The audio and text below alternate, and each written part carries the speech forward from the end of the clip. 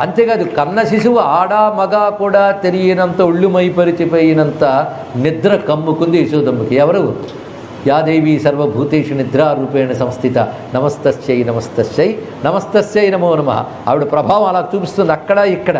యోగమాయ ప్రభావము విశ్వమంతా ఆవిడ ప్రభావమేనా.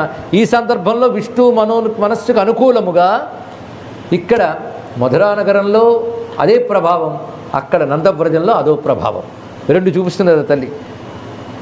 అప్పుడు ఇతను బయటకు వచ్చేటప్పటికల్లా ఆశ్చర్యం ఏంటంటే కట్టిన గొలుసులు విడిపోయాయి, చెరసాల తాళాలు విడిపోయాయి, తలుపులు తెరచుకున్నాయి. అక్కడ ఉన్న వాళ్ళందరూ నిద్రకు ఉపక్రమిస్తున్నారు. ఆ సమయంలో అంతవరకు తేటగా ఉంది ఆకాశం, అందుకే నక్షత్రాలు స్పష్టంగా కనబడ్డాయి అని చెప్పారే. ఒక్కసారి కృష్ణుడు పుట్టాడు ఉత్సాహం ఏంటో పర్జన్య దేవతలు వచ్చి మేఘాలు ఆక్రమించాయి. ఆ యమునా నది కృష్ణుడు పట్టిన ఉత్సాహంతో పొంగులు వారుతుంది, దానితో నీటి చినుకులు పడుతూ ఉన్నాయి.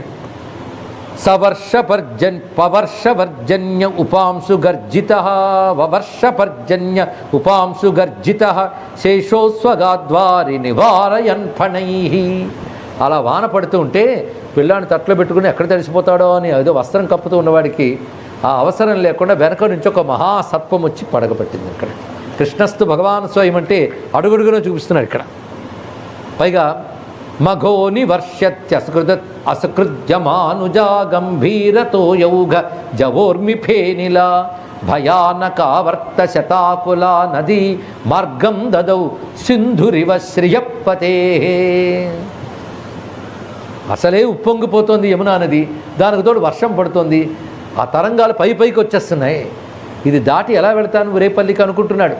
ఆశ్చర్యం ఏంటంటే ఆ యమున ఒక్కసారి తగ్గిపోయి వసుదేవుడు నడవడానికి అనుకూలమంత స్థాయికి దిగిపోయింది. ఇక్కడ నడిచి వెళ్ళిపోతున్నాడు ఆయన హాయిగా, అంత యమున తగ్గిపోయింది.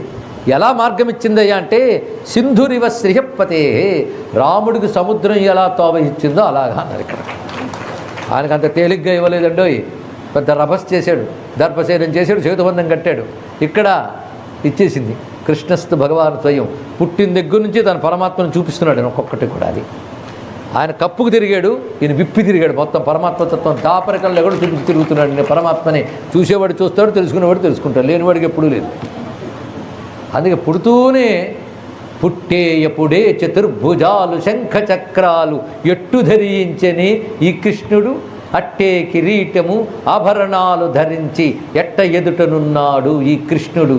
సతులాలా చూడరే శ్రావణ బహుళాష్టమి కథలాయే నడురేయి కలిగే శ్రీకృష్ణుడు. ఏమిటండి ఆ రావడం పిలవకుండా వచ్చేది సర్పం వచ్చి పడగబెట్టింది. ఇక్కడి నుంచి చివరి వరకు కృష్ణావతారం ఇంతే. అడుగడుగునా తన పరమాత్మ భావాన్ని ప్రకటిస్తూనే ఉంటాడు.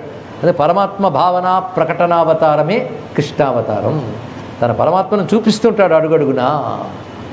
ఎందుకంటే చాలామంది రాముడు అమాయకుడండి, కృష్ణుడే మాయలోడు అని చాలామంది అనుకుంటారు.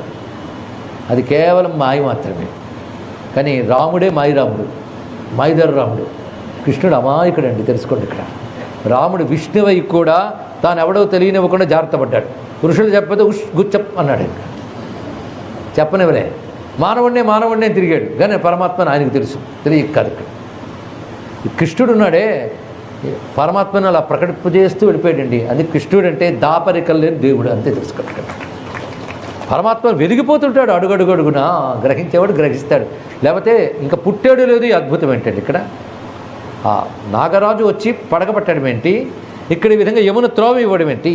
మొత్తానికి నందవ్రజం సౌరి రూపేత్య తత్ర తాన్ గోపాన్ ప్రసుప్తాన్ ఉపలభ్య నిద్రయా సుతం యశోదాశయనే నిధాయ తత్సుతాముపాదాయ పునర్గృహానగాత్.